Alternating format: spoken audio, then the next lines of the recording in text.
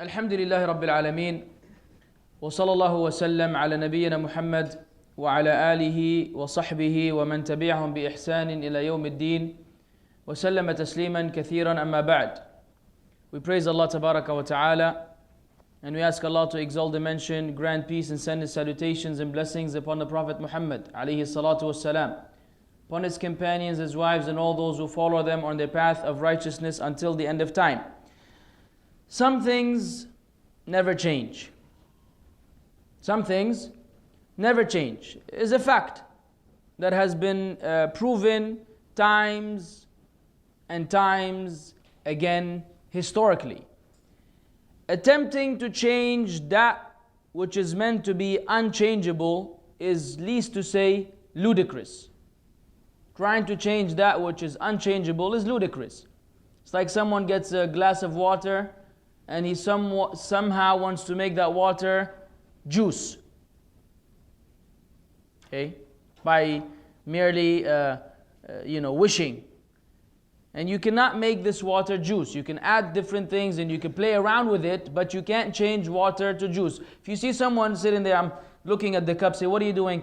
I'm thinking, how am I going to make this juice? Say, you just buy juice. Okay? You leave the glass of water as it is, and you buy juice. Of course, someone will say you can add juice to the water, then it becomes juice. Fine, let's make it Pepsi or Coke. Not that I'm recommending that anyone drinks those. But just for the record, just a more complicated example. Now, what about when the attempt to change is done to the very revelation which Allah has sent down? Who would have thought that there would be some Muslims who would try or attempt to change the very religion which they claim they adhere to? And to our surprise, we have thousands? No. Possibly millions from before and now, and Allah knows what the future holds, who have fallen into this trap, the trap of trying to change Islam. These people take on different forms, different names, they may be in different locations, they have different strategies as well. However, their objective and their goal is the same: changing the unchangeable. Changing the unchangeable. What is the unchangeable? Islam. Who said Quran? We'll talk later, inshallah, during dinner. Trying to change Islam. Now, the modernists whose principles are founded on ilmul kalam. Maybe some of you have heard this term before, maybe this is the first time you hear it, but it's about time you get familiar with the concept of ilmul kalam. Ilmul kalam, if you were to translate it literally, it means the science of speech. And it sounds nice. How to give a speech? Introduction, body, conclusion. La. Ilmul kalam is not speaking about the concept of speech. It's about the idea that one's intellect is given precedence over textual evidence and revelation. So it becomes a form of kalam because it's a kind of speech which contradicts the speech of Allah and the speech of the Prophet ﷺ, and it is more or less philosophy. And if you've heard the lectures before, you've paid attention that we've often criticized philosophers. And there was a whole lecture called The Philosophers. And we said many people fall into this category, well, because people think philosophy, that sounds pretty sophisticated. Yeah, man, I want to be a philosopher. Or philosophy is cool. But they don't understand what philosophy really means. Philosophy in the sense is when someone becomes becomes a worshipper of his own ideas. أَفَرَأَيْتَ مَنِ اتَّخَذَ إِلَهَهُ هَوَاهُ. Have you not seen the one who was taking his object of worship as his ideas, hawa, his desires, his choices? All of them fall into the hawa. And we will see some wild examples. Things that you will go like this. I know already, inshallah, in the lecture you're going to go, no way. No way someone would say this, but yes, you will see what this philosophy and ilmul kalam would lead to. Who are their forefathers? Who are the forefathers of the Ahlul Ilm al-Kalam or the modernists? Al-Mu'tazila. And if you have, and I hope you have, listened to the audio files on onewaytoparadise.net of the Aqidah classes. The Aqidah al-Wasitiyya li Shaykh al-Islam ibn Taymiyyah with the Sharh of Shaykh bin Uthaymeen alayhi rahmatullah, alayhim rahmatullah. I don't know how many files there turn out to be, over 100 or 200 possibly. All of them were going over the whole book of Al-Aqidah al-Wasitiyya, and there was a very fat segment of the book dealing with Al-Mu'tazila. Those who i'tazalu majlis Al-Hasan al-Basri, rahimahullah, they abandoned Al-Hasan al-Basri because of a conflict they had with the Aqidah. And the Mu'tazila basically are a group of people who again give precedence to their intellect over the deen, like Zamakhshari and Al-Razi, Al-Fakhr al-Razi, and many of the ulama of old of tafsir, they had this serious sickness in this regard. May Allah pardon us and pardon them, but just so you will know, because you will hear some people quote Zamakhshari and they will quote Al-Razi, and you may not know that they have a major issue. So much so that as Zamakhshari said in his tafsir about the Prophet ﷺ, عَفَى اللَّهُ عَنْكَ. May Allah forgive you for that mishap you had. Kind of language which is not to be used with the Messenger of Allah sallallahu alaihi wasallam. And the idea that whatever of the Quran is in agreement with the intellect, we will accept it, and whatever disagrees with intellect, we will drop it. And intellect is the foundation of understanding, and this and that. We will hear some other wild statements. Now, today, however, they have taken on different words and phrases and sentences and slogans and names. So you will hear the word reform. Reform. You will hear the word progressive Islam and progressive Muslims and moderate Muslims. Be careful of this term. Be careful of this term. This term could be sound if it is understood according to the principles which we will deal with inshallah. But if not, then the term moderate Muslim is a very, very dangerous term. Remember it. Western Muslims, Sorry, Western brothers and sisters, but a lot of this is dedicated to you. And let me give you an intro from now. Every Muslim listening to this, please do not think that this is some attack on you. Okay, I'm going to mention the disease which we have been afflicted with as Muslims, specifically those who don't know any better. They are leaders in this modernist group, and they are leaders who are paving the way for this kind of ideology, and they are simply people who don't know any better, very often reverts to Islam, or someone who has not been practicing that Allah guided them to practice, and they just simply want to follow Islam, but the only thing being provided is what the modernists are teaching. So they don't intend to be in this category of people, but they have fallen into it. So don't think you're being criticized. Wallahi, we want you to come back to the truth, and we will explain to you explicitly, inshallah, what the truth is. So you can make your own evaluation and differentiate between what Islam really teaches and what is being taught in the name of Islam by these modernists. Now the reason behind them succeeding, one will say, how can these people even succeed in their da'wah? It's very basic. The reason why they have succeeded is because of the emergence of some extremists among the Muslims, who have taken the textual evidences beyond the proper understanding. And so they, specifically in the matters of battle and war, jihad, so much so that to them all the non-Muslims are to be treated the same. They paint everybody, as they say, with the same brush. So a non-Muslim, whether combatants or non-combatants, everybody is a combatant for them, and everybody deserves to be killed, and everybody should be killed. And so they go out there doing things in the name of Islam, which we have said before, Islam doesn't allow. And we reinforce the idea that we have moderation in this regard, that we neither deny fighting in the cause of Allah, because some people do, nor do we endorse the idea that everyone should be fought with just like that.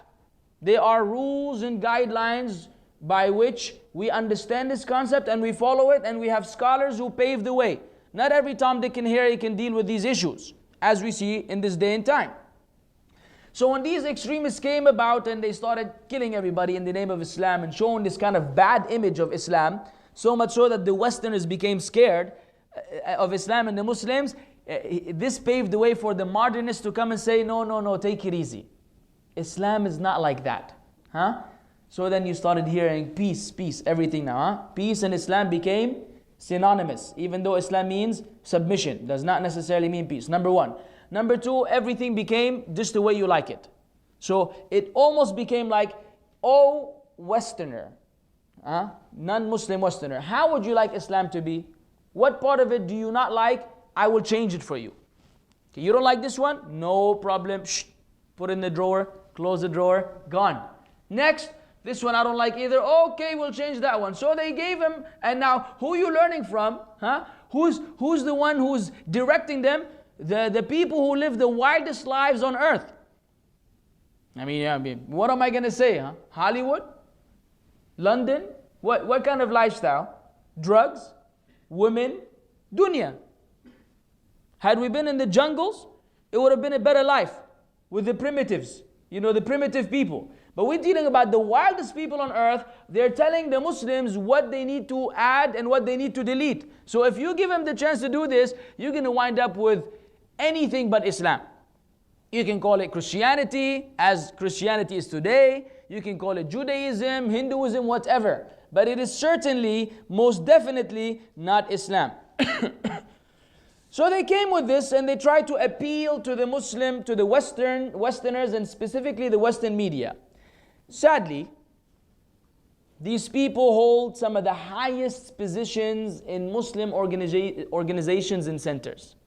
These modernists have the highest position.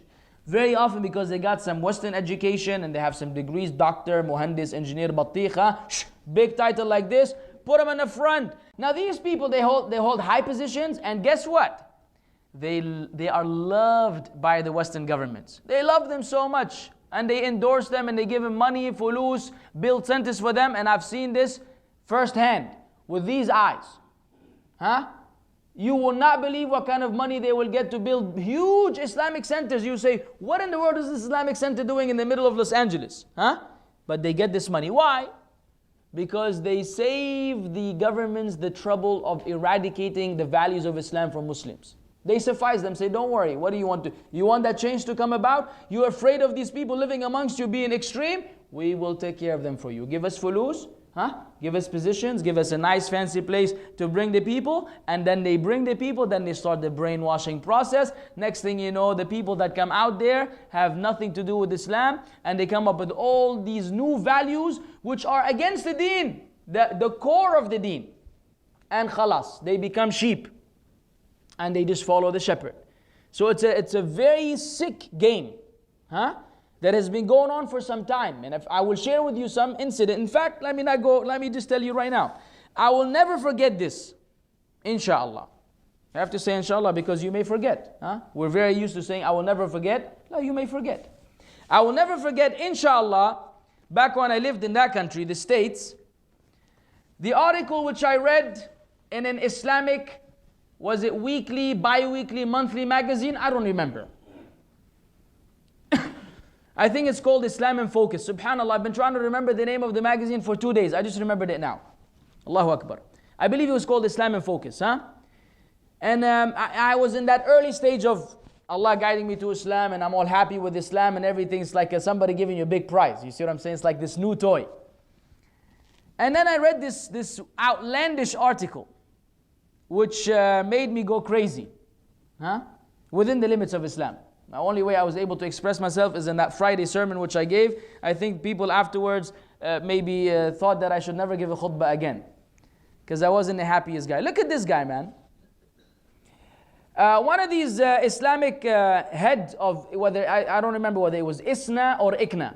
Okay, there are two organizations there who pretty much run the thing, and from them come the MSA, whatever. But anyways, ISNA and ICNA, one of these two.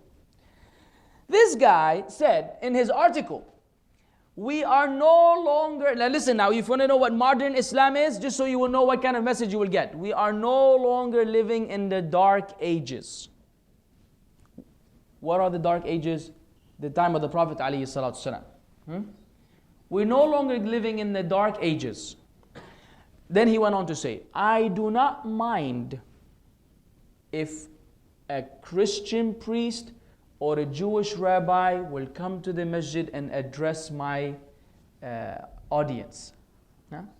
No problem if I bring a Jewish rabbi or a Christian priest to address my congregation in the masjid. No problem. Can you imagine that? Can you imagine on Yawm al-Jumu'ah, after the Imam gives the khutbah, you say, and we have a priest just for you here to give you a talk. تفضل فضيلة الشيخ فضيلة البابا ولا ماما ولا عمو ولا تيتا. تفضل, give him a talk. What is a Christian priest going to tell the Muslims from the minbar? Good choice. Huh? Good, stay a Muslim. What is he going to say? Either he's going to lie, if he said that, or he's going to call us to Christianity. Hello, missionaries. Or a Jewish rabbi, even worse. Someone who already has hatred.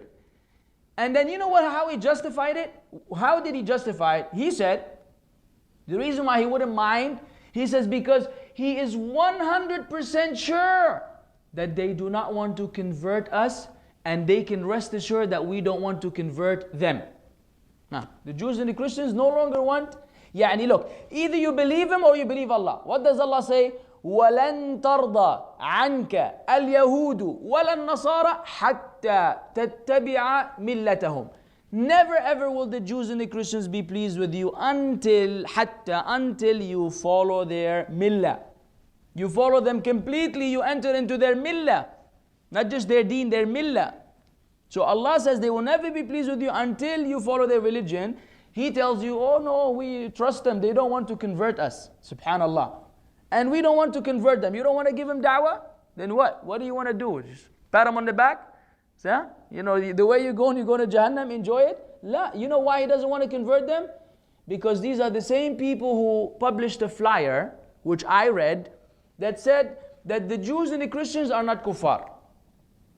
And every time the term kuffar was used for them in the Quran, it was referring to zurra'. Because in the Arabic language, al-fallah, or the farmer, is called a kafir. Because kufr is to hide something, and because they hide seeds, they hide seeds under the soil, and they cover it, this is a form of kufr. So they said every time Allah was speaking about the kufr of Jews and the Christians, He meant that they were farmers. A flyer, a pamphlet published, being distributed in the masajid. I told you, you're going to go like this. That there's no way people will think like this. No, Habibi. It's worse than that. So just so you will know, that's what this guy had to say. His ancestor is Al-Farabi, who translated the works of Aristotle. And from there came all this philosophy. And Al-Farabi was greatly influenced by Aristotle, to whom he translated for. And then Ibn Sina and Ibn Rushd were both affected by Al-Farabi. So we had this kind of tree or this kind of lineage of philosophers who were affected by the Greek philosophy and all this nonsense. And this is where the deviation in Aqidah happened, in manhaj, in fiqh, in everything in Islam, because of these people and their way of thinking. Now listen to the concept of Aristotle, which Al-Farabi picked it up from him, and then here's the conclusion. What is the conclusion of Al-Farabi? The philosopher is of a higher status than a prophet. Why?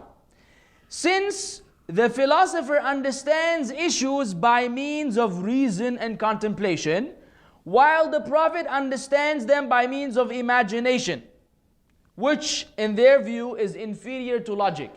The prophet only imagines what inspiration he receives, so he's more like a blind follower. A philosopher, however, he comes to these conclusions with this thick brain, therefore he is better than a prophet. Wild. So logic in there is their object of worship, because it dictates to them what is right and what is wrong.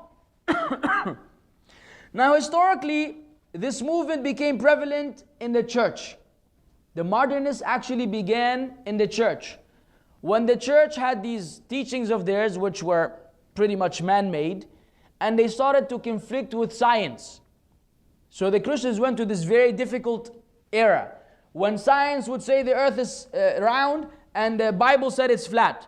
And this whole Darwinism idea was being endorsed and accepted by the people, and the church was saying Adam and Eve, which is what we believe.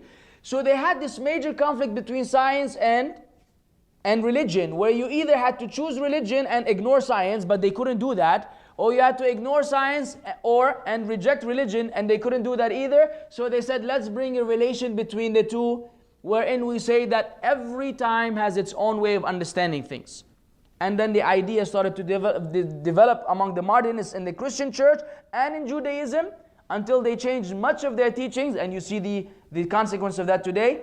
And then, as the Prophet ﷺ said, that you will surely follow the ways of those who came before you. Hadith in Bukhari and Muslim, span by span, cubit by cubit, even if they were to enter into the hole of a lizard, you will follow them. They said, O Messenger of Allah, the Jews and the Christians. He said, who else? Who else? So when the Jews and the Christians started having modernists modify their religion, surely among the Muslims will be those who follow the footsteps, and we see this in this day and time. So we warn the modernist Muslim regular person to be careful of what is being plotted against them. Now let me give you the principles, their principles, so we will know who they are. This is general talk. We need to identify the problem. It's like the symptoms before you give the treatment. Their principles. Number one, Islam has to adapt to current circumstances, and what was acceptable at the time of the Prophet ﷺ may not be acceptable now. Islam has to adapt to the situation, environment, culture, and we don't deny that there's an element of that. But they mean in totality, so much so that what could have been applicable at the time of the Prophet ﷺ is no longer applicable now. Example. The Prophet ﷺ said in a hadith in Bukhari, the hadith of Abu Bakr, radiallahu anhu, not Abu Bakr, Abu Bakr, no people will ever prosper who place a woman in authority over them. No people will ever prosper who place a woman in authority over them. فلاح لا يفلح قوم. ماشي. Yusuf al-Qaradawi أصلحه الله said, this is limited to the era of the Messenger of Allah sallallahu alaihi wasallam, when the rule was for men with absoluteness, but not now, not anymore. Today, ما في مشكلة.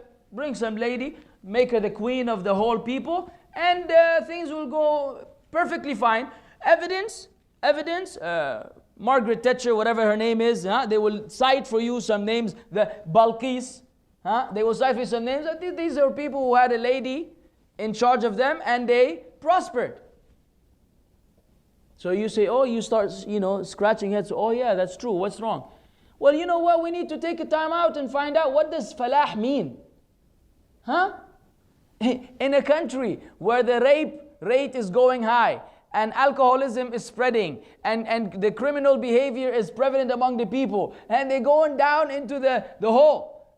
We consider this in Islam prosperity? Yeah, maybe a lady was in charge and they made some more money, and there was some more riba going around.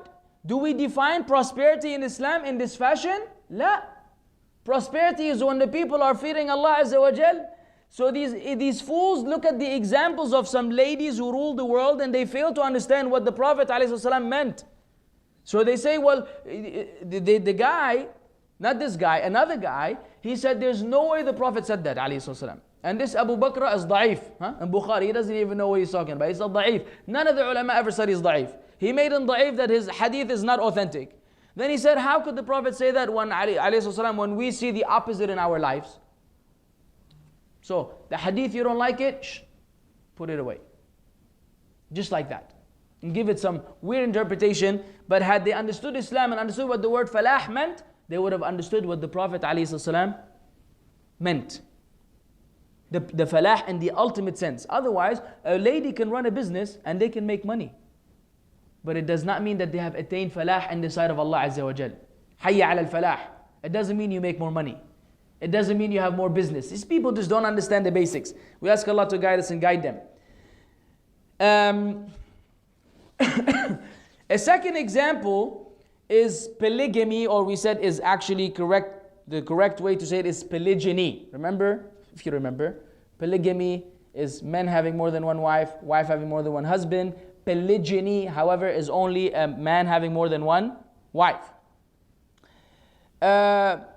They say the same thing. They say this was suitable at the time of the Prophet ﷺ. As for now, khalas. Guys, tough choice, tough life. No more multiple marriage. Why?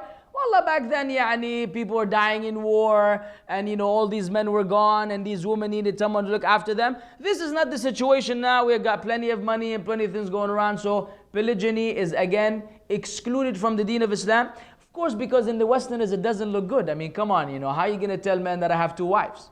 You're speaking to John or to Paul. He's not going to dig this. You tell him I have 3 girlfriends, he say, yeah man, yeah, give me 5, you're a man. You have 2 wives? Why you have 2 wives?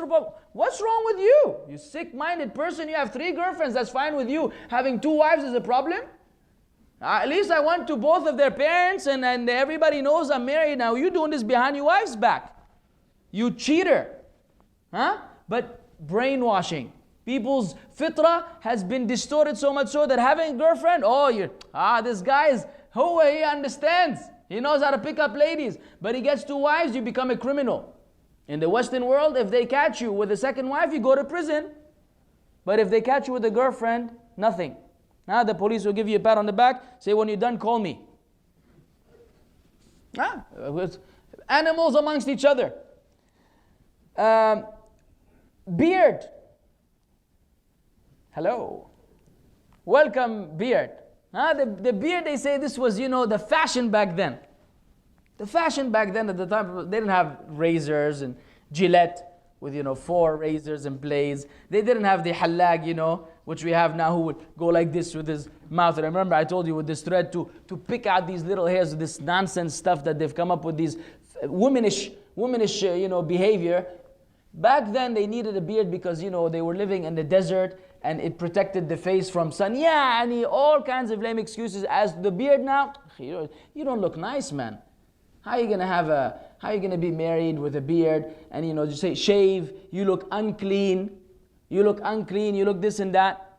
So the beard, again, they removed it because it's not fashionable nowadays. But it's okay to ride a Harley Davidson, be a big old fat man on a Harley, vom vom, and have a beard like this. Oh no, this is the style right there. Tattoo all over the place. Oh, mafi mushkila. He doesn't look unclean. He can do what he wants because he's a Harley Davidson. He's cool already, born to be cool. You're a Muslim. You don't have the right to do this. No beard. Same goes for the pants above the ankles. Back then, it was the style for someone to drag their garment behind. And now, we wear different kind of garments. You wear jeans or pants, so that doesn't apply to you either. All of these are some of their lame excuses to justify their deviance. Modern Muslims. The refutation, the answer is اليوم أكملت لكم دينكم. That's it. This day I have perfected for you your deen. So, when Allah perfects the deen, tabaraka wa ta'ala, does Allah know the past, present, and future? So did He not know, subhanahu wa ta'ala, that there will come a time when things will change? Did He modify that in His deen? No. Otherwise, when that was necessary, Allah Azza wa Jal did. Therefore, the nasikh and al-mansukh, the abrogator and the abrogated, and the abrogation is part of Islam. We all believe in it. Some things were changed per Allah's decree before the revelation was concluded, which means the idea exists that Allah may modify something according to the situation. But once Allah revealed this ayah, what does that mean? That door is closed. For you to come 1400 years afterwards and try to change what Allah Azza wa Jal left as is a big crime. And you're giving yourself the position of a legislator. You're equating yourself with Allah Azza wa Jal, who is Al-Hakim, subhanahu. Al-Hakim, Al-Hakim. وَهُوَ أَحْكَمُ حاكمين. This is something in the area that you don't even approach. Secondly, another example or another principle. The second principle is avoiding the sunnah when interpreting the Quran. They like to avoid the sunnah when interpreting the Quran. They like to keep the interpretations of the Quran independent because they know that if they were to use the sunnah, it will ruin their modern interpretation. It will ruin their modern interpretation of the Quran. And of course, the lecture of the philosophers already refutes the Quraniyun. Sahih? But an example, لا إكراه في الدين. Now, لا إكراه في الدين is a statement that Allah Azza wa Jal revealed. It's the word of Allah. There's no compulsion in the religion. How do you understand this ayah? In the light of what? Sahih? In the light of other ayat, of course, which may abrogate it, and in the light of the sunnah. How did the Prophet sallallahu alaihi wasallam apply this ayah? So the one who told us لا إكراه في الدين, told on the tongue of the Prophet ﷺ and in the Quran mentioned that we are the best ummah because of what? تأمرون بالمعروف وتنهون عن المنكر. You enjoin what is good, you forbid what is evil. These people say this ayah means that you cannot do anything anymore. You cannot, no compulsion, don't force me, don't enjoin what is good, don't forbid what is evil because it's none of your business. Allah said, لا إكراه في الدين. And then the ayat where the Muslims had to engage in fighting with the non-Muslims, they say, oh no, this also is gone because Allah said, لا إكراه في الدين. So now they will negate tens of ayats and hundreds of narrations which explain this ayah by avoiding the sunnah and interpreting the Quran because they know that it will ruin it for them. So they mislead the people by interpreting the Quran without referring to the sunnah. Thirdly, they call for the unity of religions. Have you heard that one before? We're all the same. Al-Qaradawi, again, I'm only quoting him because he said these statements. Not trying to start any kind of fitna, but just so you will know from whom to take knowledge. Because the issue of taking knowledge is a very serious issue for us. And everyone's affairs with Allah Azza wa Jal. But if someone made a mistake, we clarify that mistake. These are mistakes he made. His niyyah is between him and Allah. His judgment is between him and Allah in this sense. But we have to say what it is true. He said, Christians, we are believers and they are believers. Just differently. Huh? We are mu'minun. We are mu'minun and they are mu'minun. But we have different kind of iman. This applies to Iblis. Doesn't it? Now we are believers and he is a believer in taghut and believer in things, and he is a believer in good and bad in fact. He believes in Allah. So much so that Allah said that Iblis said after he misleads us, Inni akhafullah, I am afraid of Allah. After he misleads us, he claims that he fears Allah Azza wa Jalla. So what does this statement mean? No, the idea is we are all one and the same. It just so happens that you were born a Muslim, they were born Jews, and they were born Christians, and everybody's going to go to Jannah together. Jannah will have segments, a section for the Christians, another one for the Jews, another one for the Muslims. And sure enough, this leads to Hindus being included, and Buddhists, and everybody gets in. Yeah, because they almost own Jannah. They are going to decide who will enter, who not. As if they never read, if someone says, Wallahi ya akhi, they're uneducated and they didn't read, لَقَدْ كَفَرَ الَّذِينَ قَالُوا إِنَّ اللَّهَ ثَالِثُ ثَلَاثَةٍ or لَقَدْ كَفَرَ الَّذِينَ قَالُوا إِنَّ اللَّهَ عِيسَى ibn Maryam. They haven't read these ayat. Have they not read, ya akhi, Surah Al-Bayyinah? Has any Muslim missed out on Surah Al-Bayyinah? If you have Juz' Amma memorized. إِنَّ الَّذِينَ كَفَرُوا من أهل الكتاب والمشركين في نار جهنم خالدين فيها أولئك هم شر البرية. يا شيخ, I don't understand how more explicit than this. Those who disbelieve among the Jews and the Christians, the people of the scripture, and the mushrikeen, they will be in the hellfire eternally. These are the worst of creation. So you make the worst of creation like the Muslimin? أفنجعل المسلمين كالمجرمين ما لكم كيف تحكمون? Do you make the Muslims like the criminals? What is the matter with you? How do you judge? If you're going to make the ones whom Allah said about أولئك شرهم شر البرية, and the ones whom Allah said أولئك كالأنعام بل هم أضل, they are like the cattle but they are more astray. If you're going to equate them with the Muslims, this is a big crime in the deen of Allah. But they tell you, yalla, everybody is the same. طيب, ماشي. We will let this one slide, or no, we will not let it slide. D, everything is halal. You're just an extremist. Huh? Everything is halal, ya Sheikh. What's wrong with you, man? You want to listen to music? Who do you like? Beethoven? Who do you like? 50 halalas? 50 cents? 2-pack? 3-pack? 4-pack? What do you like? Biggie Smalls or Smalls Biggie? Huh? And all these, you know, what are we going to call them? Gangsters? The gangsters. Yeah, it's just halal, man. You want to be gay? ما في مشكلة, man. Huh? You want to be homosexual? It's all good in the hood. Huh? That's what they say. Hijab, sister, the hijab is the hijab of the heart. See? You go get a nice little, you know, cloth and you wrap it around your heart. Huh? You don't have to put a hijab. Hair. What man today looks at a woman's hair? Huh? They look at other things. They don't care about your hair. So if you just cover your bottom, khalas, you can let your hair, because men are over this. See, this was back in the day when the hair of a woman used to be something fancy. Now the hair is like, whether she's bald or she has hair, kullu mashi. It's all the same. Then why you have all these advertisement of shampoo? They always have a lady with this hair, you know, this long hair, and you can see the particles, huh? The golden particles of the shampoo in her hair. MashaAllah, how good this, it will fix her hair from dead. It will revive her hair. Why all these advertisements about, khalas, make every lady go bald and finish the problem? La, because the hair is still a point of attraction in a woman. They say, no, it's the veil of the heart. And it's true. Kalla bal rana ala qulubihim ma kanu yaksibun. Yeah, exactly. It is a veil over the heart. That sins which we have been committing have covered our hearts, so much so that you took off the hijab of your head.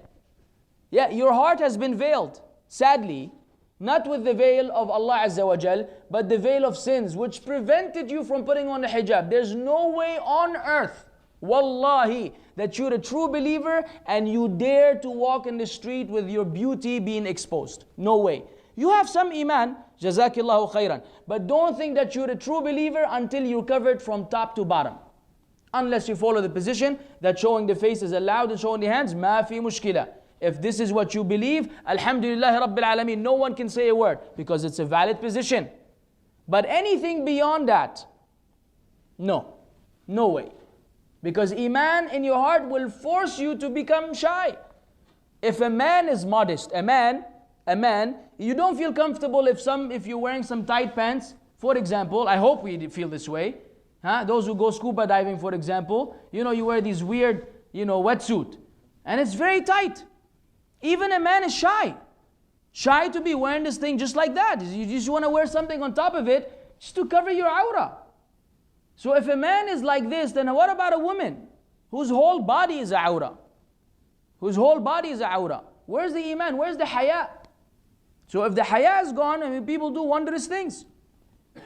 So they say you can listen to music, you can be a homosexual, al-iyadhu billah, you can smoke, you can do riba, free mixing, everything goes. Riba ma fi mushkila. You need a loan, huh? University is very important. You need a loan, get a loan, ya sheikh. Get a loan. Some of the scholars, who are the scholars? Well, I don't know, but I know some of the scholars said that if you live in these countries, ma fi mushkila, everything goes. You want to buy a house and get it with riba. You want to buy a car and get it with riba. Everything is halal. You're just an extremist. You make everything haram. Right? But has any da'i ever dared to make something haram which Allah made halal? Everything which we said is haram is per the evidence from the Quran and the Sunnah. And when there's room for flexibility, we mention. Like right now on the issue of the hijab, we mentioned that there's a position of showing the face. We say the truth. We don't play games with the deen of Allah subhanahu wa ta'ala.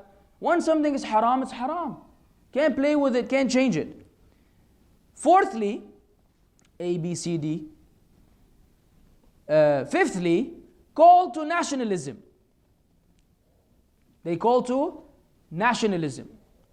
And I remember, if I remember, this you know, this amazing, you know, it's amazing when you know, let's just say, okay, everybody knows where he's from, okay? I'm an Arab, for example. I know where I'm from. Your brother from Saudi, and he's from possibly India. He's from Pakistan. Everybody's from an origin. He has a place where he comes from, and he may live in another country and get some citizenship or something, you know. And the worst thing and the saddest thing in the world when one of us denies where he's from. Huh? So this, you know, you get these individuals who say, for example, he's lived in his homeland for 30 years, huh? And he moved to this country a few years and somehow he got the citizenship. All of a sudden, we the Canadians, it's like, Akhi, you forgot where you're from, man? I mean, I could tell you. We Canadians, we in Canada,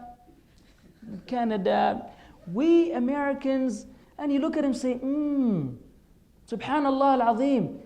Because somebody gave you a piece of paper, man, with the citizenship, you forgot where you're from. Suddenly, you Americans, we Canadians. I mean, if someone was born there, we would understand this kind of, relationship between your homeland and yourself. You just went there a few years ago, ya Sheikh. And you come from another place. And why are you afraid of where you're from? Is it wrong to be Pakistani, or is it wrong to be Indian or Filipino or Lebanese? You have to be Canadian, Irish, Australian. This is the fancy title. Anything below that, miskeen. Oh, you're not American? Dang. Oh man, dommage. Monsieur, what can I say to you? Maybe next time. Work on it. Make sure you get a citizenship. Ya akhi, fukkani. I'm the son of Adam alayhi salam. Okay? And Allah Azza wa Jalla on Yawm al-Qiyamah will not judge us per our citizenship. Not that the Americans will have a VIP. Oh, these are Americans, I'll put them in the first. La habibi, they may be in the back. What will put you forth is your iman on Allah Azza wa Jalla. So these people, they call to nationalism, and not any nationalism, Western nationalism. So all of a sudden they speak in the name of America, in the name of Canada, in the name of these countries, as British. I didn't want to forget the British as well, as if they have no other origin, and as if this is the thing. It's the cool thing to be one of these people. And it is not. If someone is in this situation, alhamdulillah, but to brag and belittle people based on one citizenship is ridiculous. And it is a disease among the Muslims. You know what I'm saying. But this is from the modernist movement. And after they finish calling us to nationalism, they jump on to feminism. They call to feminism and they become female advocates. They're always defending the woman as if Islam came to oppress the woman, and they're trying to liberate the woman from the chains of Islam. And you hear this in their tone of voice all the time. You hear this kind of reminder all the time. So, if Islam said that لِلذَّكَرِ مِثْلُ حَظِّ الْأُنْثَيَيْنِ, the male will have the portion of two females, they say no, this is dhulm.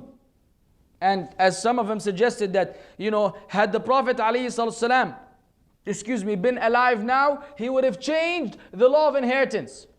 Or because it's not fair anymore. As if Allah Azza wa Jal did not know when He revealed this very particular, precise law in the Quran, Allah Azza wa Jal did not know that the times will change. So they said, had the Prophet been alive, ﷺ, he would have changed al-mirath wal-mawarith. The audacity. Let me give you an example. 2005, Amina Wadud. You know what Amina Wadud did? This lady, man, she gave a khutbah. Listen to this now. She gave a khutbah and then led the salah in a church.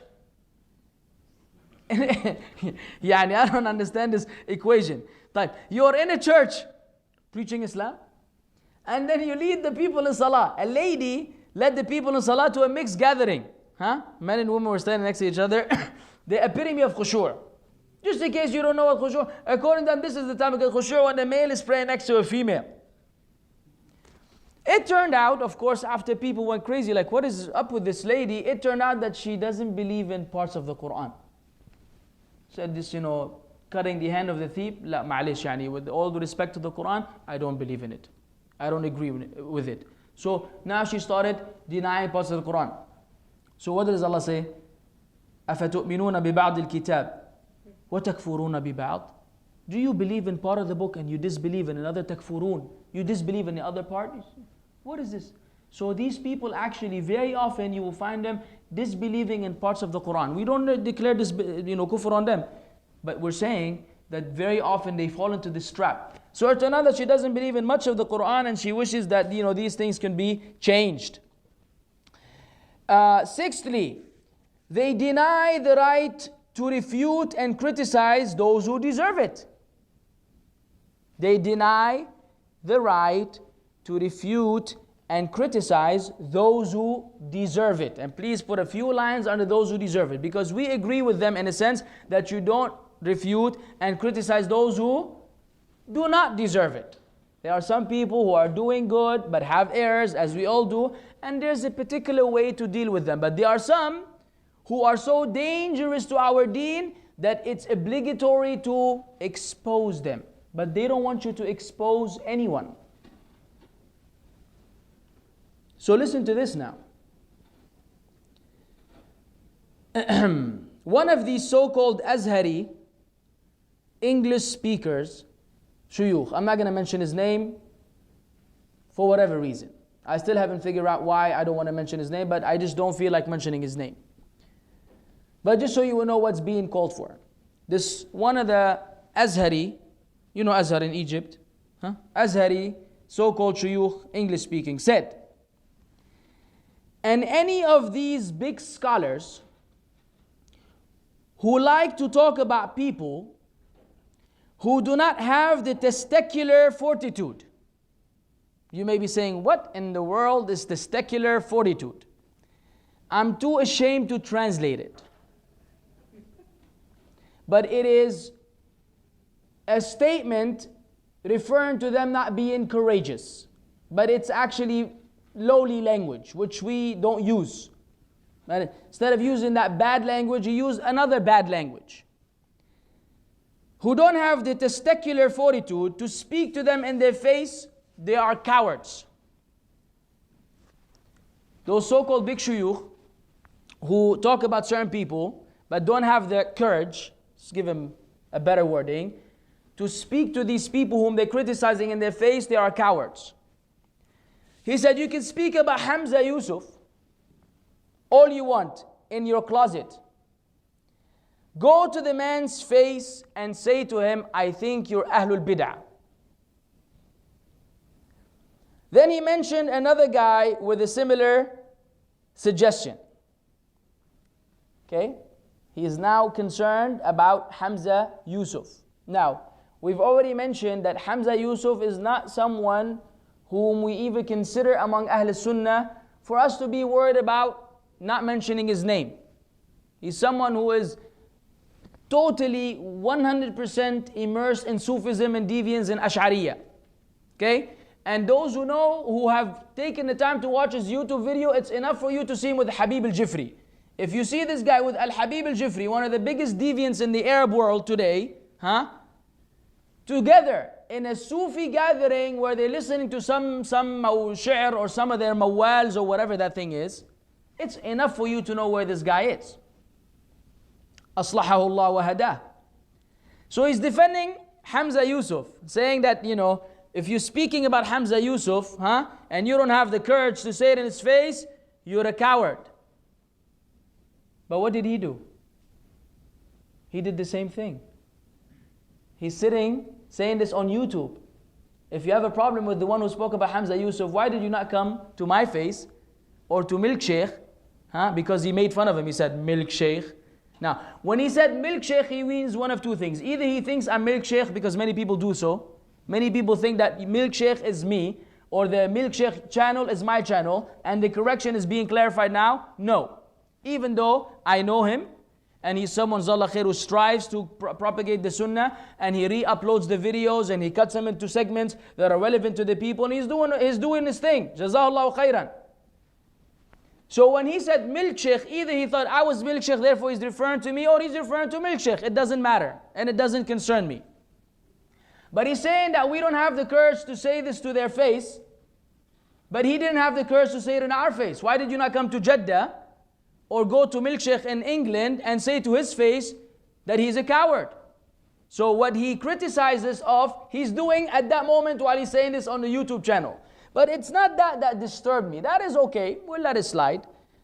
What disturbed me is he went on to say, you don't, and he doesn't, he's speaking about Milk Sheikh or me. You don't let people comment on your YouTube channel since you're so scared. We're scared to let people comment on the YouTube channel. And my answer to that is, we understand from the principles of the deen that not everyone is allowed to speak about the deen. True or false? True. So when you give someone the platform to comment, you have a YouTube video and you leave it unrestricted. Anyone can drop any comment. And some wicked deviant comes and leaves a comment that is a fitna to the people. You have all kinds of audience, some who have fortified understanding of the deen that cannot be shaken, and some who are on the verge of going deviant. Do you give the platform for some deviant to spread his deviance on your YouTube channel? You must be crazy. So I don't let these comments, or I don't know about Milkshake, I don't allow them, because I don't want to give the people of deviance a platform to speak on my behalf. What I had to say, I said in my lecture. And what comments are in agreement with it that benefit the people, we'll keep them. And what doesn't benefit the people, we will not allow to be posted. Why? Because it's a fitna. And we don't want to propagate fitna. We're running away from it. Capish? Capish. You don't know what capish means? Don't worry about it. He said, you don't even let the people comment on your channel, you're so scared. Then he said something that really troubled me. He said, this person, speaking about me or Milkshake, it doesn't matter, has absolutely no training in the deen. And if he is here, I'd say it to his face, I'm 6'5" and I got these fly shoes on. And I was sitting there looking at this guy, speaking like super gangsters. He's got youth. He said to the face of me or Milkshake, I'm 6'5". What does that mean? You know what 6'5" means? He's 6 feet 5 inches, meaning he's a big brother. And I got these fly shoes on. You know what fly shoes mean? It doesn't mean his shoes fly. It means they're super cool shoes. Meaning if you were in front of my face, I would smack you. That's the education. That's the alternative. Defending Hamza Yusuf, to say to someone who's trying to protect the Muslims from deviance and striving day and night, you say you're 6'5" and you got some fly shoes on? Excuse me, Mr. 6'5". When the Prophet ﷺ said that the one who is strong is not the one who can wrestle you. It's the one who can control his anger. Who cares if you're 6'5"? We can bring someone who's 5'5" and will knock you out. But we don't go like that. We're not in some wrestling, ring where we're boxing the du'at of boxing. Oh yeah, I'll show you who's bigger. This is da'wah ya mhandis. So what, you 6'5" or 5'5" or 3'5", inshallah you're a midget. What does it matter, your strength or your big size? No, it's worse. So he's 6'5", he's got fly shoes on. Oof, okay, we're very scared now. I'm going to stay at home, and so will Milkshake. Just in case you came around. Reply. Also, what language behavior did you display? Anyways, I already refuted that. Now listen to this. He said, Muslim or Western Muslims are different. Now look at this ridiculous example. He said that now Muslims living in the West have to understand that they don't have to adopt Arab culture, Arab and Persian or whatever culture. You have to be independent. طيب? So he said, for example, he said, you don't have to change your name. Fine, we agree. You don't have. It's not obligatory to change your name, and you don't have to change your garment. And I wish he'd stopped there, but he went on to say, can you imagine? Put on this thawb, this thawb. He said, you have to study the thawb. You have to understand the thawb came 300 years after the Prophet ﷺ by the Persians.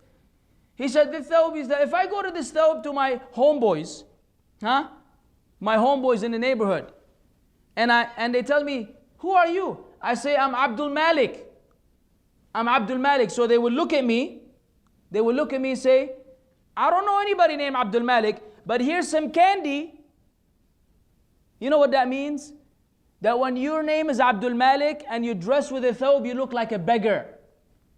Because he's sitting there wearing a suit with his 1 centimeter beard. With this tiny little beard, which you need a microscope to see, and his suit and his tie, sitting there chilling, making fun of a brother who wears a thawb and has a beard, that when he goes to these kuffar, they will think he's a beggar. He said, I don't know who Abdul Malik is, but I have a candy for you. Oh, excuse me. So you, who we cannot tell whether you're a Muslim or not, you became the representative of Islam. You wear your suit and you shave your beard, and this is the successful da'wah. And you make fun of the one who wants to adhere to the deen of Allah? Or he made this mistake a long time ago, then he was finally guided. The same way you were guided to sit with Hamza Yusuf with two ladies on a YouTube channel where they're not wearing hijab. That's the same kind of guidance which brought you into this one as well. And this is ridiculous. This is a dangerous statement. To make fun of a Muslim wearing a thawb, it's none of your business. If you want to wear your suit, go ahead and wear your suit. But don't be playing with someone who's trying to follow Islam. And no, we don't look like beggars. We don't look like beggars. We have our respect. We have our honor, and no one has the right to play with that. It's very sad. This is the fool, the modernist, who's supposedly educating the youth. He can speak their language. Hey, take that to the curb, B. Or he was trying to memorize the Quran. Take that fitna to the curb, B. And then you're going to make fun of people in the process who are trying to wear a thawb for the sake of Allah and try to keep a beard for the sake of Allah. And they wanted to call themselves Abdul Malik after being called whatever for the sake of Allah. No, he is a candy. I don't know Abdul Malik, but he's a candy, Mr. Beggar. So he gives him a candy just to get him off his case. All this is wisdom now in da'wah, that you change everything or you don't change anything to make sure that the kuffar are still on good terms with you. The last of their principles, before we conclude, is only God can judge me. That also is the title of Tupac's song, right? And it's all the same. It's all the same kind of ideology and modernist ideology. Only God can judge me. And subhanAllah, while I was working on the lecture, I'm working on the lecture in the majlis. Tayyib, I go to the living room where the computer is. And of course, Facebook is open, right? Not because I'm using it, because somebody else is using it. But anyways, the Facebook for One Way to Paradise and the lectures. So I'm reading a comment or the posts. And there's a post that said, where is it? Yeah. Do not judge others for sinning differently than you. Do not judge others for sinning differently than you. Meaning, you sin and they sin.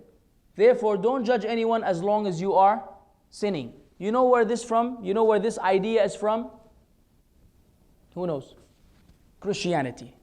You all know the story of the adulterous woman who was brought to Jesus. Supposedly, even that in Christianity is fabricated. This particular incident is a fabrication and an insertion into the Bible. Nevertheless, according to this fabricated story, that an adulteress was brought to Jesus, and what did he say? Let the one who is free of sin be the first to stone her. Meaning she was brought to be stoned, and Jesus supposedly said, the one who is free from sin, let him be the first to stone her. What does that mean? No, it means no one will stone her, because everybody is a sinner. So, is that how we understand Islam? Yeah. Abadan. Abadan. Look, the Prophet said, ﷺ, Kullu ibn Adam khata. Every son of Adam is sinful. If we are all sinful, and you're not allowed to judge anyone as long as you're sinful, then you can never enjoin what is good, never forbid what is evil, never do anything, because every time you judge someone says, hey, you are sinful too. You have no right to talk to me.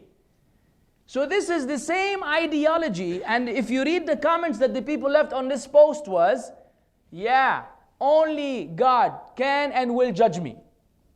And this is the same answer you get from the modernists. When you say, Ya akhi, this is not right, say, it's none of your business, huh? You mind your business, I mind mine, only Allah will judge me. So there's no more enjoining what is good, there's no more forbidding what is evil, there's no more the hudud of Allah, the penal codes and the punishments. You can no longer apply them. Why? Wallah, the one who will chop off the head of this, the killer has to be sinless. And the one who chops off the arm of the hand of the thief has to be sinless. And we will never do anything then. No, we understand in Islam that we could be sinful and we're still obliged to enjoin what is good and forbid what is evil and repent from our sins. But if we wait for everybody to stop sinning, for them to start judging others, then we will never be able to judge others. So this is Christian ideology put in an Islamic understanding, Islamic sentences. It could mean something else. It could mean that don't oppress people by judging them, because some people will judge you oppressively, which is a valid meaning. But the way people understood it was in this fashion. So I left a comment that, this is a false statement. And that how we going to enjoin the good, forbid the evil. And we started going back and forth, the Facebook fitna. The Facebook fitna. But alhamdulillah, the one who actually put the post, Allah had given them some understanding. They realized that the statement was misunderstood by the readers, so they made that correction. But one of their main ideas and foundations and principles of the modernists is, don't judge me. You mind your business with Allah, and I mind my own business with Allah. Allah knows what's in my heart. You have no right to tell me what to do. Blah, blah, blah, blah. The whole long story. So this is one of the main principles which we need to be careful of. Brothers and sisters, there's no such thing. طيب, كنتم خير أمة أخرجت للناس تأمرون بالمعروف وتنهون عن المنكر. Another ayah. والمؤمنون والمؤمنات بعضهم أولياء بعض يأمرون بالمعروف وينهون عن المنكر. The believing men and the believing women are allies to one another. They enjoin what is good, forbid what is evil. It's part of our iman. While we know we are sinful, it's part of our iman to enjoin what is good, forbid what is evil. If I'm sinful and you correct me, then I will stop. And if you're sinful, I correct you, will stop. So we help each other get rid of sins. But if I tell you, Wallah, you're sinful like me, so don't talk to me, and he tells me the same thing, what are we going to do? Remain in sin. And no one will be able to stop anything. It's a very dangerous principle. But it's the most common on Facebook, the most common on Twitter, the most common on all of these, social websites. Everybody gives you this fatwa ala tool. Conclusion is easy. The way of the Salaf. The conclusion is the way of the Salaf. Look, ya Habibi, the Prophet ﷺ said that this ummah will divide into 73 sects, all of which will enter the fire except one. Tayyib, which one is it? The one upon the way of the Prophet ﷺ and the Sahaba. Let's simplify things. You have 73 doors.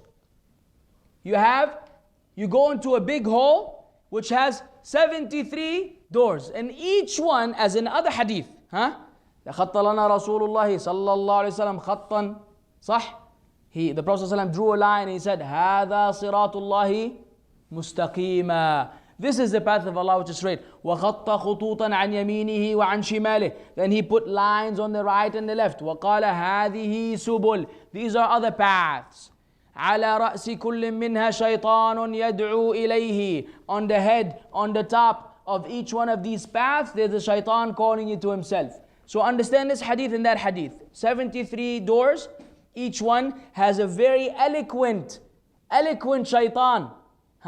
Has the place decorated and has the adornments and the whole thing saying, come, this is the path. This is the sabil which would lead you to Allah.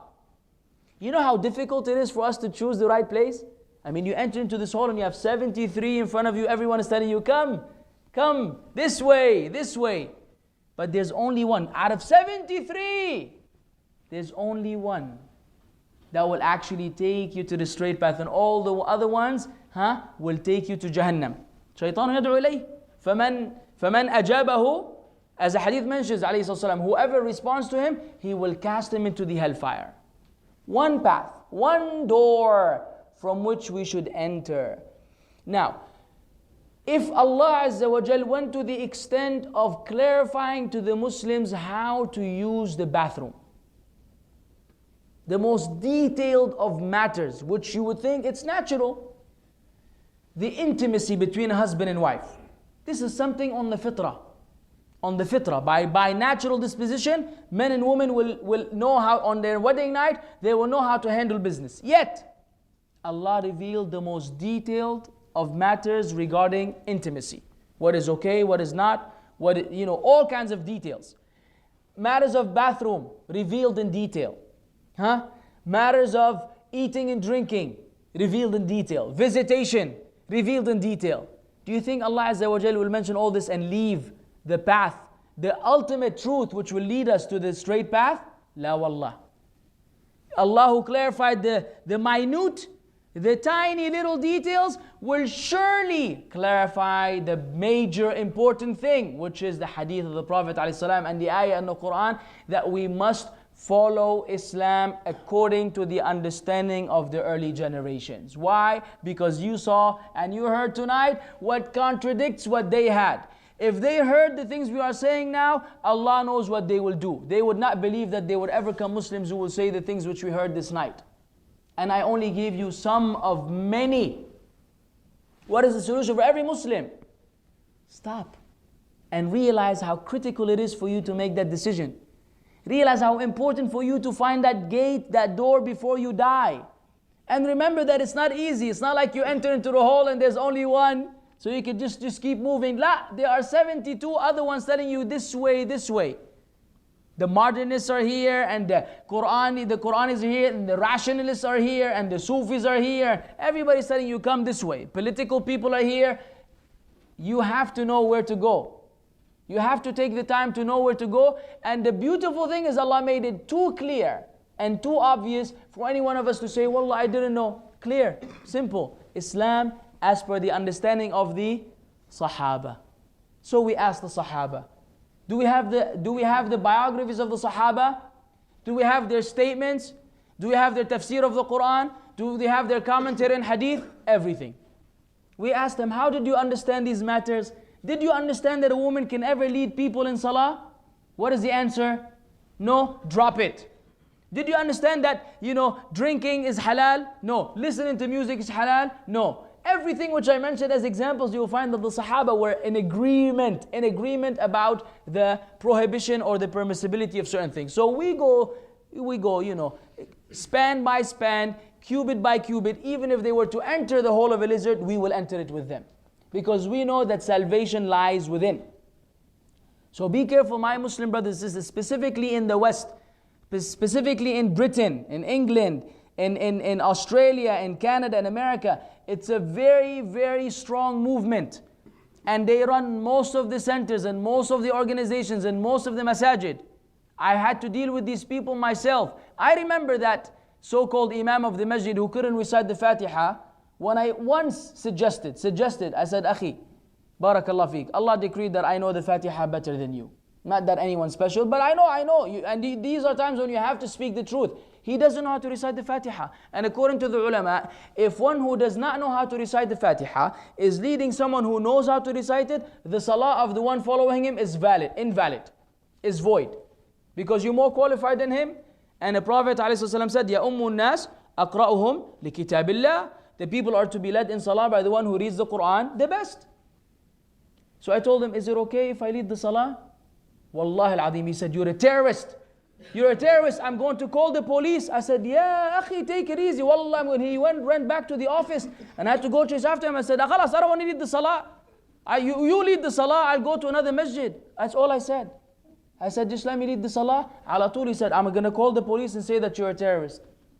These kind of people right now are running masajid in the States with this kind of wicked ideology. And like what I quoted earlier. So the average Muslim who goes to the average masjid, which looks nice and beautiful, smells good, everything is nice, he doesn't know what kind of brainwashing he's going through. And if we don't have the knowledge, we will easily be led astray. So I'm warning you, be careful. I'm not telling you start warning against people and go, no, take it easy, but learn and understand that there's a movement that is against you. Know where to go, from whom to learn, and learn what is correct and right, and understand that the foundation and the criteria of knowing whether this is the right path or not, ask, did the Sahaba do this? Did the Sahaba understand this? Did the Sahaba apply it in this fashion? If they cannot give you a valid answer, know that you're being led astray. It's as simple as that. In Aqidah, in Manhaj, in everything, you will find that we have from the Sahaba the best example, the best way to be followed, because they followed the Prophet ﷺ. And in the areas where they had flexibility, we have flexibility. Sah? In the areas where there was flexibility, we follow the way in the flexibility. So we say some ulama allow it, some ulama don't. Some ulama say this halal, some haram. Where they had differing, we also have the same differing. We're not saying rigid and have no other opinion. No, we understand there are multiple opinions. Some say the one who prays is a kafir, some say that he is not. So we accept both opinions. Because our Salaf had both opinions. So we also follow their flexibility. Not like we're blind followers of anyone. We follow their flexibility. But what is the ultimate solution? Following their way. So I ask Allah Azza wa Jal to enable us to be among those who follow their path, and to cause us to die in this fashion, struggling for His deen and striving and being adherent to the way Allah Azza wa Jal revealed Islam, not any other mode of Islam which the people have invented. وآخر دعوانا الحمد لله رب العالمين وصلى الله وسلم على نبينا محمد. Any questions? Make it quick. Yes, sir. Bismillah. You mentioned halfway through your lecture where to achieve prosperity you can't put a woman in a position of authority. I just want to know, where do you limit authority? Are you talking about leading a nation, or? Naam, the hadith is understood by the scholars. The brother was asking about the issue of a woman being in leadership. Is that limited to leading a nation? The scholars understand it as leading a nation, because Khadija radiallahu anha had her own business, and she hired the best person ever, the Prophet ﷺ. And she wound up being successful by marrying him, then him receiving revelation, then her being, from the women of Jannah and from the best of the women. So we're not against that a woman could have a business, or she could run her house. We're not anti-feminism. We are with the sisters as per what Allah Azza wa Jal gave them. But to lead a nation, that's tough. Because you can imagine a woman, the president of a country, giving a talk, and then she breaks her nail. The people are dying, and she's, get me another nail, get me a spray nail, where's my nail polish? Or someone tells her that someone died, or one of her relatives, and she faints on stage. She starts crying, and women and men are different. Let's just understand. A man is not going to break his nail on stage and start complaining. He will deal with it later. A woman, this may ruin her day. She can make the worst decisions. She broke her nail, attack this other country, and get all of their nails. I want revenge tonight. Yes, lady, take it easy. Like, there are people, khalas, I've made up my mind. So women are emotional like that. They know. They're laughing because they know. One of them may flip out and do this. So, Allah made men, prophets, and He made them messengers, and He made them leaders because He gave them certain qualities that they can handle. Not that all men are good in this sense, and not that all men will succeed. Some women may be better than men. Let's just be straight up. Some women may be 20 times better than many men. But Allah Azza wa Jal deals with the general condition. The general condition is that men are better than women in this fashion. So Allah deals with the human beings in this fashion. Not denying that many women were way superior to millions of men. But it doesn't mean that the principles will change so that they will become in charge. Nah. Any other question? Yes, sir. Alaikum salam, Habib. I'm not a sheikh, but I shake sometimes.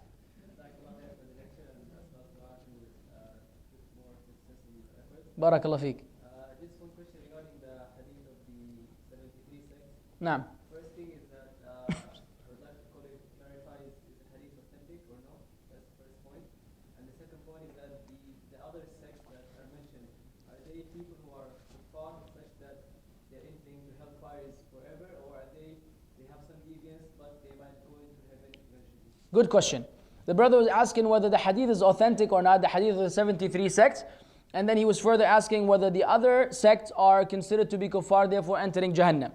And if you've been coming to the lectures for a while, you probably know that inshallah, I will never quote a da'if hadith deliberately. Of course, one may make mistake. The hadith is sahih. The hadith is sahih. Specifically the addition, man kana ala ma ana alayhi wa ashabi, which is authenticated by many sanad, more than one sanad, asnad, which fortifies and strengthens this particular wording, because the hadith has many wordings, al-jama'a, and ila akhirih min al-riwayat wal-alfaz. So the hadith is sahih according to the ulama of hadith. And very few have said that it is da'if. Very few, because the hadith is narrated by many people. It's almost mutawatir. Mashi? Secondly, Habibi, the hadith says, وَافْتَفْتَرِقُ أُمَّتِي, my ummah will divide into 73 sects. Therefore, all these 72 are Muslims, part of Islam. As for the Qadianis, Ahmadiyya, and the the Nation of Islam, and all these people are not even considered among the Duruz. They're not considered among the Muslims. These are the ones who don't even fall into the Hadith of 73 because they're not part of the Ummah of the Prophet ﷺ. It's speaking about Muslims. Now, they will not enter therefore Jahannam eternally. Number one. Number two, the ulama explain the Hadith that these people will be entitled, will be deserving of entering Jahannam because of their actions, but it still falls under the Mashi'ah of Allah Tabaraka wa Ta'ala, meaning Allah may forgive and pardon a mubtadi' and admit him to paradise, and no one has any business with Allah Azza wa Jal. So even though they fell into the 72 sects in this life, so now they became deserving of Jahannam, still it's the Mashi'ah of Allah Azza wa Jal which is the final judge in this matter.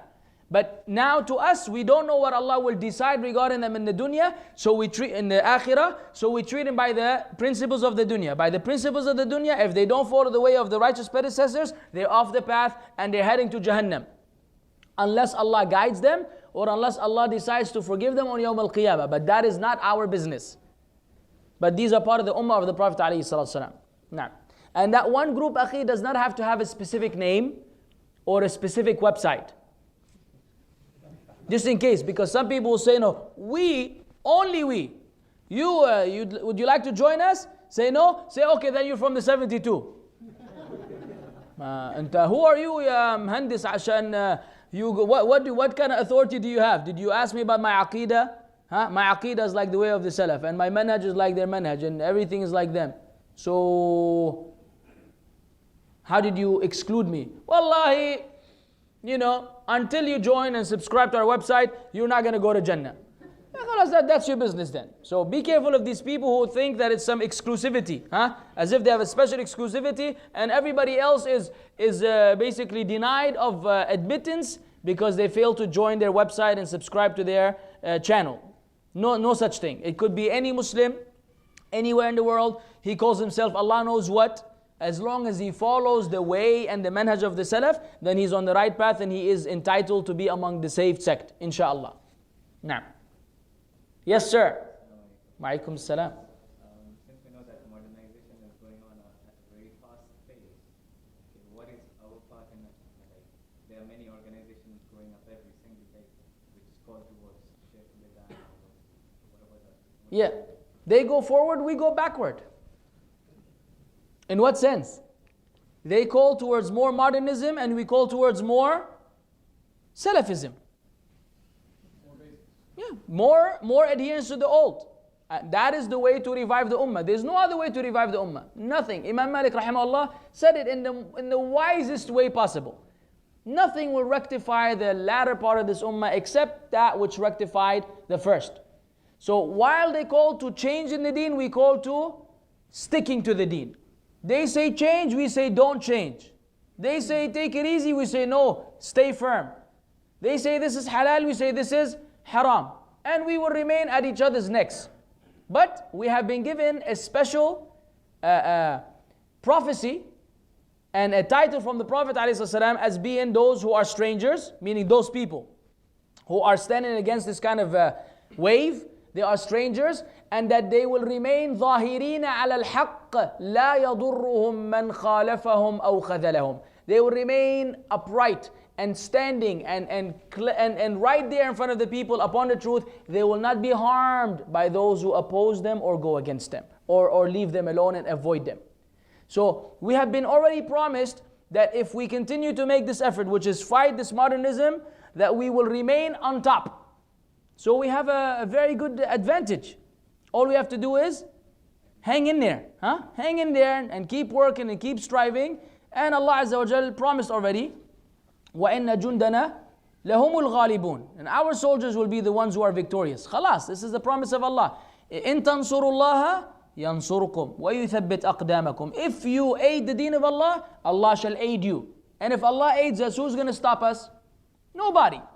So, but we have to have this yaqeen, and this himma, this determination, this conviction to do something about it. And it doesn't happen while we're watching them.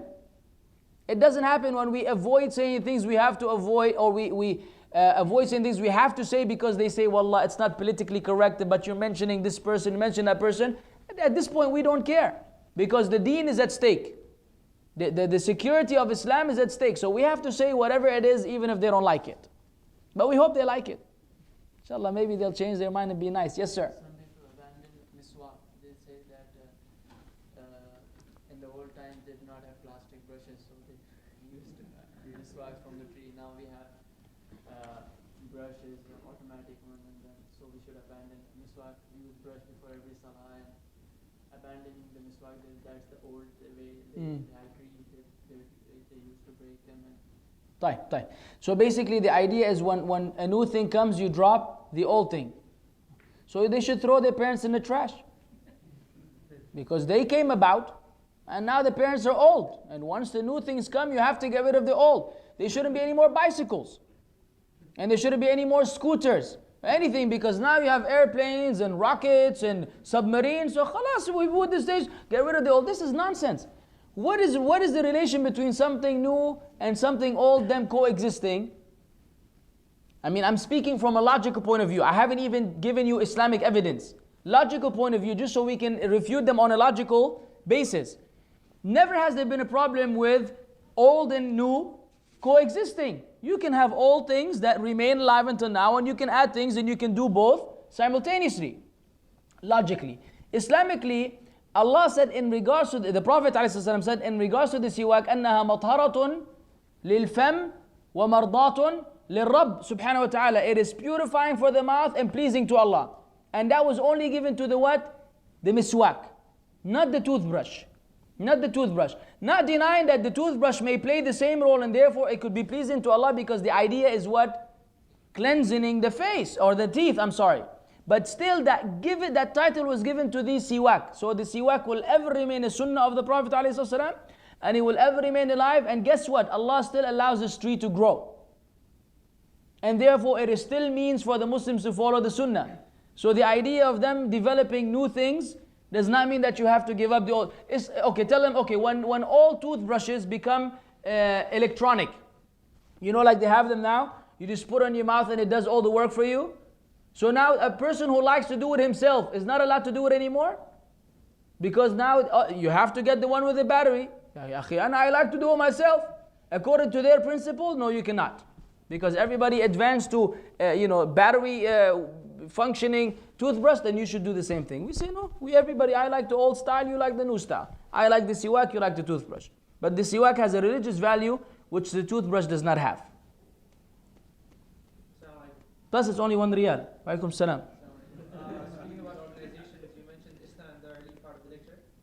Just so people don't confuse, there's another ISNA in Australia, which is not propagating the same understanding as the one in the US. And alhamdulillah, like what I've seen in the past few years, they're sound. And they produce a lot of YouTube media and everything, videos and everything. And alhamdulillah, you know Sheikh Faiz and all those people. Naam.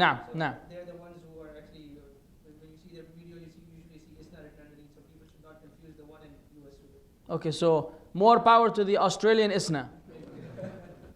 That's a good clarification. Now, so we won't paint everybody with the same brush, because these names are quite confusing. I was referring to the States specifically. I don't know about other organizations. Next thing you know, there's a brother who works for ISNA in Saudi is outside. Say you were speaking about ISNA, huh? I was speaking about that ISNA.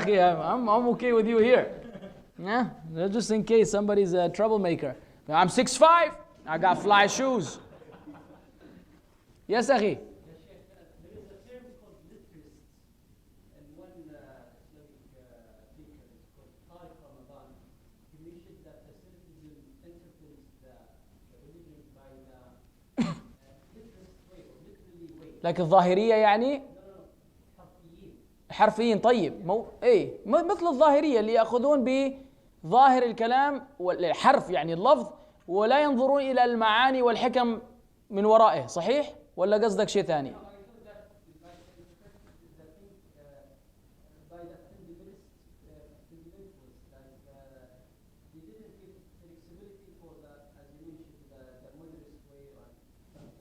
طيب.